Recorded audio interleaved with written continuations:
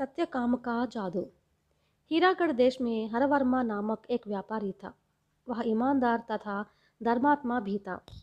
ज़्यादा लाभ लिए बिना थोड़े से लाभ पर अपना माल बेचता। माल में मिलावट करना और माल गुप्त रूप से संग्रह करना उसे पसंद न था। न्यायपूर्वक ही उसने अपना धन कमाया। जनता का उस पर तथा उसके द्वारा बेचे जाने वाले माल पर अपार विश्वास था। इस वजह से दुकान के पास हमेशा भीड़ लगी रहती थी। बुढ़ापे में हरवर्मा का देहांत हो गया तो उसका इकलौता बेटा शंखवर्मा उसकी जायदाद का वारिस बना। शंखवर्मा स्वभाव में अपने पिता के बिल्कुल बिल्कुल विरुद्ध था। वह स्वार्थी और लोभी था, फिर भी वह चालाक था। इस कारण वह सबसे साथ आदरपूर्वक व्यवहार करता था, भीतर ही भीतर कुतंत्र रचता। उसकी पत्नी रंगीला पड़ोसी राज्य के दूत व्यापारी की बेटी थी। उसका स्वभाव भी कुटिल था। वह शंखवर्मा को प्रोत्साहन देती थी। हीरागढ़ देश सुसंपन्न था। उसमें अच्छी पैदावार होती थी। जनता किसी प्रकार के अभाव के बिना सुखपूर्वक दिन बिता देती थी। एक वर्ष फसल खेतों पर थी। तभी बाहर से कुछ व्यापारियों ने आकर धान्य को ज़्यादा दाम पर खरीद लिया। किसानों को अपने धान्य का अच्छा भाव मिला, इसलिए वे खुश हुए और सब ने अपनी पैदावार का अधिकांश भाग ज़्यादा दाम पर बेच दिया। अनाज खरीदने के लिए जैसे लोग बाहर से आए वैसे गायब भी हो गए। थोड़े ही महीनों में दुकानों से सारा धान्य गायब हो गया। सारे देश में धान्य का अकाल पड़ा। राजा ने राज्य के सारे भंडार खोल दिए, मगर भूख से तड़पने वाली जनता के लिए वह अनाज पर्याप्त न था। अकाल ने विकट रूप धारण किया। सारे देश में भूख के मारे लोग तड़प तड़प कर मरने लगे। राजा असहाय हो गया। जनता की इस बुरी हालत पर वह बड़ा दुखी हो गया। इससे बढ़कर वह कुछ नहीं कर पाता था। इस हालत में शंखवर्मा एक दिन राजा को देखने आया। उसने राजा से पूछा, महाराज, मैं आपकी कैसी सहायता कर सकता हूँ? हमारी प्रजा की तुम मदद कर सकते हो।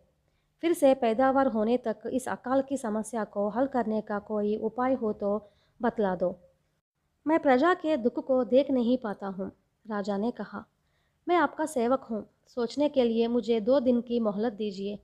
अगर मैं राज्य की थोड़ी बहुत मदद कर सकूँगा तो मुझे भी बड़ी प्रसन्नता होगी। शंखवर्मा ने जवाब दिया। तीसरे दिन उसने फिर राजा के दर्शन करके आया। महाराज, हम अपने पड़ोसी देश शक्तिगढ़ से चावल ला सकते हैं। उनके और हमारे बीच सीमा संबंधी विवाद के कारण वैमनस्य पैदा हो गया है। फिर भी आप चाहेंगे तो शक्तिगढ़ के राजा हमारी सहायता कर सकते हैं। यह असंभव है। यह बात तो हमारी प्रतिष्ठा की है। मैं अपने शत्रु से याचना नहीं कर सकता, राजा ने स्पष्ट शब्दों में कहा। शंखवर्मा ने क्षण भर सोचकर पश्चातापपूर्ण स्वर में कहा, आपका कहना सत्य है महाराज। मैं मंदबुद्धि वाला हूँ। यह बात भूलकर मैंने सुझाव दिया कि प्रतिष्ठा प्राणों से बढ़कर है। कृपया मुझे क्षमा कर दीजिए। मैं एक और सुझाव देता हूँ, वह आपको अवश्य पसंद आएगा। इससे हम अपने शत्रु का भी नुकसान कर सकते हैं। इसमें कौन आपत्ति होगी? राजा ने कहा। तब तो एक पंथ 2 काज हो सकते हैं। मैं शक्तिगढ़ के रहने वाले अपने मामा की मदद से हमारी जनता के लिए 3-4 महीनों के लिए काम दे सकने वाला अनाज गुप्त रूप से आयात करवा दूंगा। मेरा ख्याल है कि इससे जो अतिरिक्त खर्च होगा उसे उठाने में आप संकोच नहीं करेंगे। शंखवर्मा ने कहा, गुप्त रूप से आयात करना उचित नहीं है। फिर भी हमारी प्रजा के लिए अनाज की नितांत आवश्यकता है। साथ ही हम शत्रु का नुकसान भी करने वाले होते हैं। इसलिए मैं तुम्हारे सुझाव का समर्थन करता हूँ। हाँ, यह बताओ कि इस प्रकार आयात करने वाले धान्य का मूल्य लगभग कितना हो सकता है? राजा ने पूछा। साधारण मूल्य से कम 4 गुना अधिक होगा, शंखवर्मा ने कहा। यह मूल्य बहुत ज़्यादा है ना? राजा ने शंका प्रकट की। महाराज, गुप्त रूप से आयात करने वाले माल का दाम हमेशा ज़्यादा ही होता है, शंखवर्मा ने दांत दिखाते हुए कहा। शंखवर्मा का मकान नगर के बाहर था। वह एक विशाल महल था जो उसके पिता के द्वारा बनवाया गया था। महल के चारों तरफ एक विशाल आहा था। उसमें तालाब, बगीचा और एक मंदिर भी था। मंदिर 4 दीवारों के बाहर था। मंदिर के समीप में आम, जामुन आदि के पेड़ों से भरा एक छोटा सा बगीचा था। शंखवर्मा ने पहली बार जिस दिन राजा के दर्शन किए थे उस दिन मंदिर के प्रांगण में एक व्यक्ति बैठा हुआ था। उसका नाम सत्यकाम था। वह जैसे देहाती था, पर बहुत ही बुद्धिमान और विवेकशील था। उसकी पत्नी और बच्चे अकाल के शिकार हो मर गए थे। वह अपने घर को छोड़ पागल की तरह घूमते घूमते उस दिन उस मंदिर के प्रांगण में पहुंच गया था। सत्यकाम एक पेड़ से सटक कर बैठे अपनी बुरी हालत पर विचार कर रहा था। तभी उसने देखा कि मंदिर के चारों तरफ बने चबूतरे पर से चींटों की पंक्तियां चल रही थी। हर चींटी की नाक में चावल का एक दाना चिपका हुआ था। इसे देखते ही सत्यकाम का दिमाग तेजी से काम करने लगा। वह जान गया कि वह मंदिर देश के एक प्रसिद्ध व्यापारी के द्वारा निर्मित है। उसने एक बांस हाथ में ली। लंगड़े की तरह लंगड़ाते हुए बांस को चबूतरे पर मारता गया। बांस की ध्वनि से उसने भांप लिया कि चबूतरे के नीचे कोई तहखाना है। गुप्त तहखाने में चावल भरा हुआ है। जनता खाने के लिए तरस रही है। इस रहस्य को प्रकट करना है, सत्यकाम ने मन में सोचा। सत्यकाम ने प्रधानमंत्री के पास जाकर कहा, महामंत्री जी, शंकरवर्मा के मंदिर के नीचे गुप्त तहखाने में बहुत सा चावल भरा हुआ है। तुम्हारा दिमाग तो खराब नहीं हो गया? शंकरवर्मा तो बुजुर्ग है, उनके बारे में सपने में भी बुरा मत सोचो। चलो, भूल से भी ऐसी बातें अपने मुंह से मत निकालो, प्रधानमंत्री ने डांट कर कहा। सत्यकाम ने कोतवाल के पास जाकर बताया। वहाँ पर भी उसे वही जवाब मिला। तब उसने पीड़ित प्रजा के पास जाकर यह रहस्य खोलने का निश्चय कर लिया। 2 दिन बीत गए। तीसरे दिन शाम को वह एक बरगद के नीचे जा बैठा। वहाँ पर कई कंगाल आ पहुँचे। सब लोग प्राणों के साथ रहने वाले कंगाल से लग रहे थे। उन जीवित कंगालों को शंकरवर्मा के बड़प्पन के बारे में चर्चा करते सुन सत्यकाम चकित रह गया। उसने उनके निकट जाकर पूछा, ये शंकरवर्मा कौन है? वे कैसे आदमी है? वे देवता जैसे आदमी है, दयालु है, दाता है, सबको दान देते हैं। एक आदमी ने कहा। क्या वे अन्न का भी दान करते हैं? सत्यकाम ने पूछा। नहीं, धन देते हैं, उस व्यक्ति ने कहा। धन किस लिए? जलाने के लिए? दुकान में चावल हो तब ना, इसीलिए हम कंदमूल व पत्ते खाकर धीरे धीरे मर रहे हैं।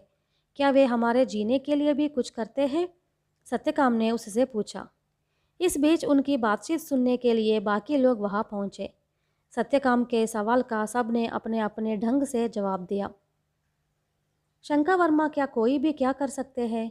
वे तो व्यापार करते हैं। वे अनाज हो तभी तो उसे बेच सकते हैं। बस, जब हमारे राजा ही हमें नहीं बचा पाते, ऐसी हालत में एक व्यापारी हमारी रक्षा कैसे कर सकते हैं? भगवान की कृपा हम पर से उठ गई है। हमारे भाग्य में मरने को लिखा गया है। ऐसी हालत में कोई क्या कर सकते हैं? सत्यकाम ने सोचा कि शंकरवर्मा के प्रति सबका दृढ़ विश्वास है। उसे बदलने के लिए सत्यकाम ने कोई अद्भुत प्रयोग करना चाहा।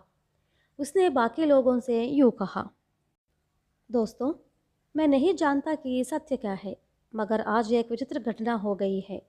मैं निद्रा में ऊँघ रहा था, तब किसी ने गुप्त रूप से मेरे कान में कह दिया, बेटा, इस अकाल को एक आदमी ने पैदा किया है।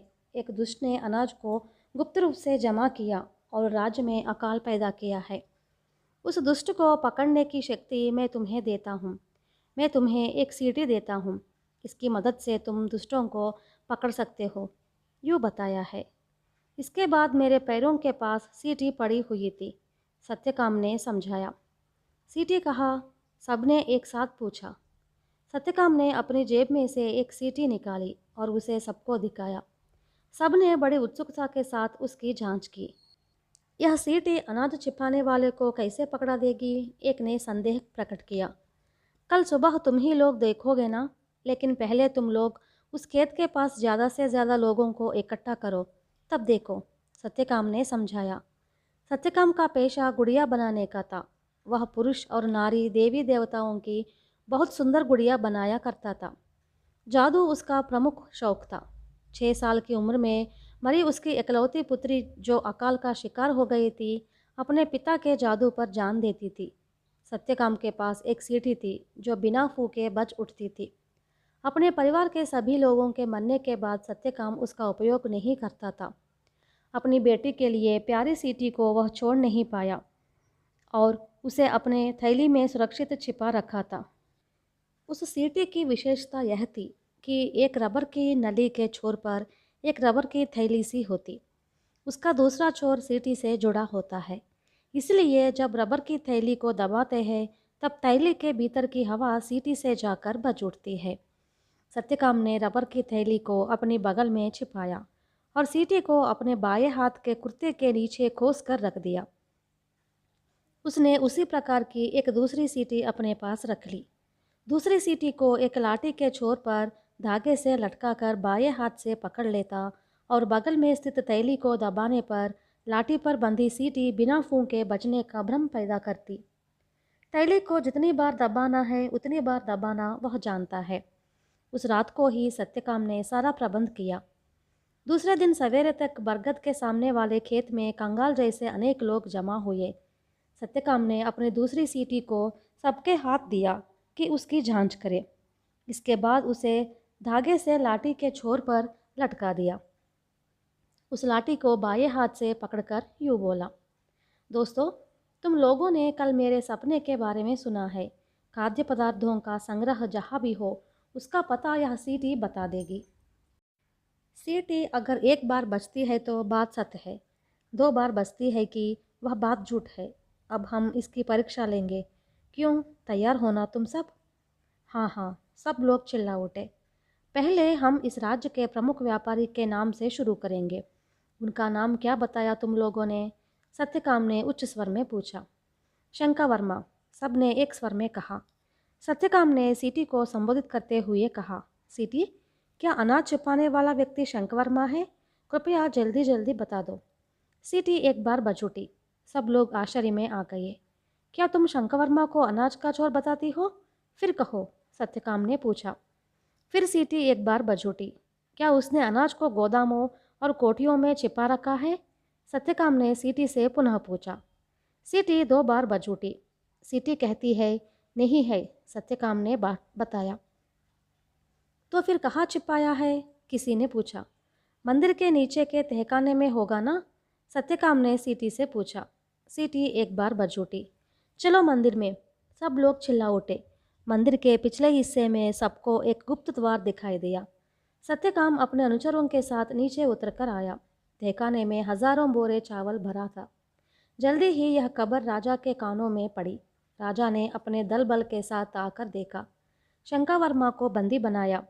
फैसले में यह मालूम हुआ कि शंकर वर्मा ने अपने मामा के मदद से फसल के समय सारा धान्य खरीदकर कृत्रिम अकाल की सृष्टि की। उसी धान्य को 4 गुने अधिक दाम पर बेचकर उसने खूब धन जोड़ना चाहा। राजा ने शंकर वर्मा को देशद्रोही ठहराकर उसे मौत की सजा सुनाई। सत्यकाम की चतुरता पर मुग्ध हो राजा ने उसे अपना सलाहकार नियुक्त किया। सत्यकाम की बुद्धिमत्ता के कारण सारा देश अकाल और अकाल की मौतों से बच गया।